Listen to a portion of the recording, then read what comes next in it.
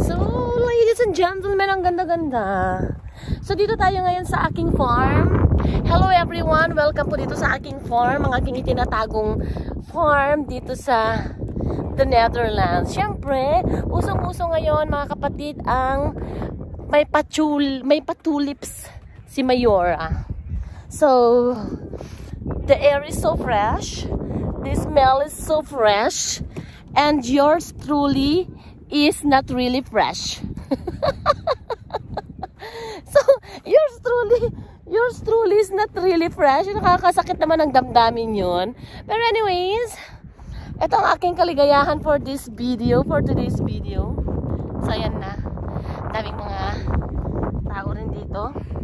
Meron tayong white, may yellow.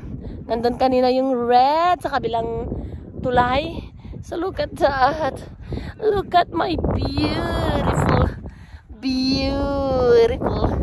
beautiful farm. So yes. Yeah.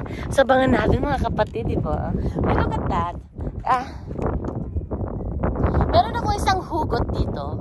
Kung mapapansin niyo mga kapatid, ito ay color pink. Yes. In the middle of yellow flower. So, isa lang pong ibig sabihin yan mga kapatid. Huwag kang matakot na maging mag-isa sa kabila ng iyong kulay. Yes. Huwag kang matakot na maging kakaiba sa iba. Dahil we are created equally. We are created individually, syempre equally. Bakit? Kasi ang ating tulip na ito ay nakakapagbigay pa rin siya ng kagandahan, nakakadagdag ng kagandahan sa kapaligiran. May sarili siyang beauty. Yes. May sarili siyang beauty kagaya ko, may kaunting beauty.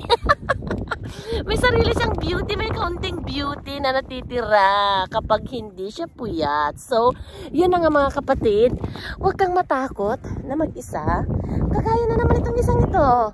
Tignan niyo yan, oh. Oh. Kaya, never, ever be afraid. So, yun na nga mga kapatid. Samahan niyo talaga ako.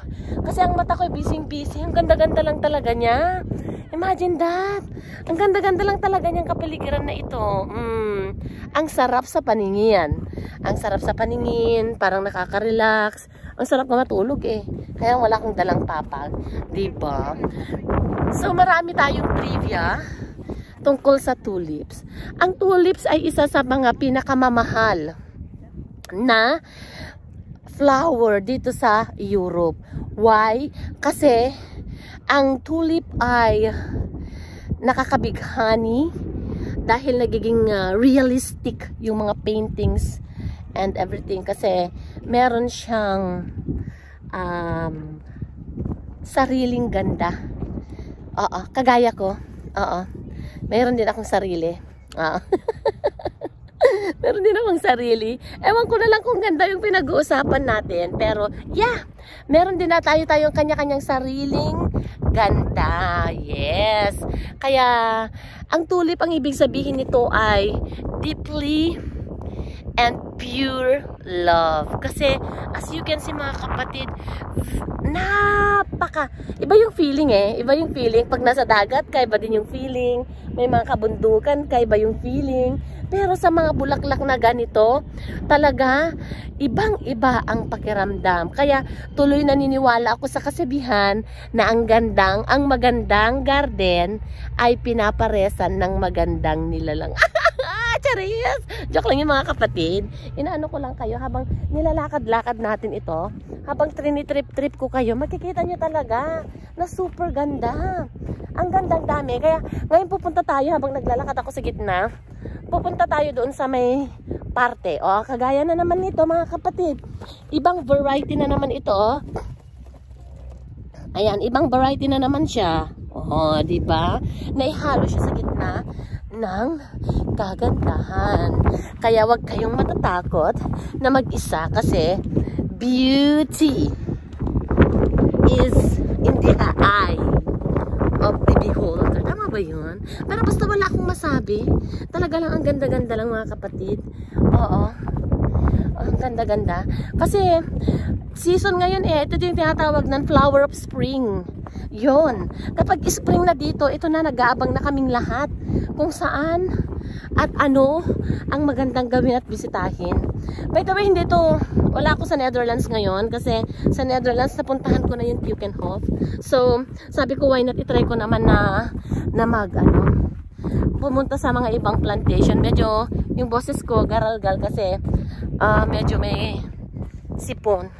Dahil kapag spring or autumn, ay marami tayong mga kung anong allergens. Pero ngayon, busog na busog ang ating mga mata. Oh, diba? It's windy pa. Windy siya. So, punta tayo doon sa mix. Dito muna kasi nakategorize siya. White, yellow. Tapos yung yellow, meron siyang iba't ibang variety. Pero, sa nag-gather namin information mga kapatid, ang ating plantation na ngayon ay iha-harvest na in the next week. Iha-harvest na ito nila next week kasi sobra-sobra na silang nag-open. So, we decided na pumunta ngayon kasi wala na tayong maabutan kung ipapa next week pa natin. Kaya, we are so lucky na nakita natin yung talagang nag-open na sila, nag-bloom na sila. So, sa mga mahihilig sa mga tulips na nandito lang sa area na ito, pwede niyong bisitahin. Ito is for free. Wala kayong babayaran. Unlike sa Keukenhof before, meron siyang entrance fee. Pero ngayon, wala siyang entrance fee. So, libre lang. Oo, libre lang talaga siya. Ang ganda-ganda talaga niya. Kung makikita nyo sa aking back to side, makikita mo talaga, oh. Oo. Diba? Makikita mo talaga siya. Medyo hindi siya. Tsaka sunny, kaya ang ganda-ganda ng ang ganda-ganda ng weather. Tignan nyo, may mga tao na dito na gusto nilang i-check kasi for harvest na itong mga bulaklak na ito. And i-deliver nila sa iba't ibang flower shop nearby. So, ayun na nga mga kapatid. Ang mga bulaklak na ito, ang daming mga sasakyan doon, oh. Oo. So, dito pinupuo ang aking lihim na hardin sa ating tulip farm. Yes. Kaya, marami tayong kasabihan na gusto nating ipahiwatig. Hindi mo kailangang matakot na tignan ang kagandahan ng mundo. Kasi, life is too beautiful to miss the amazing creations of our God. So, enjoy lang natin ang buhay. Take a rest. Take a break. Kung may cravings ang iyong paa, pues, pagbigyan mo na.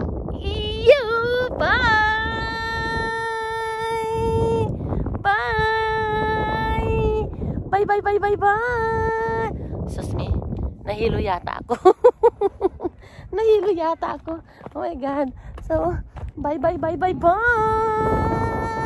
Whee!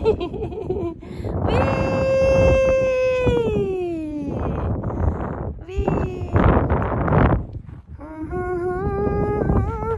La la la, la la la, la la, la la la la.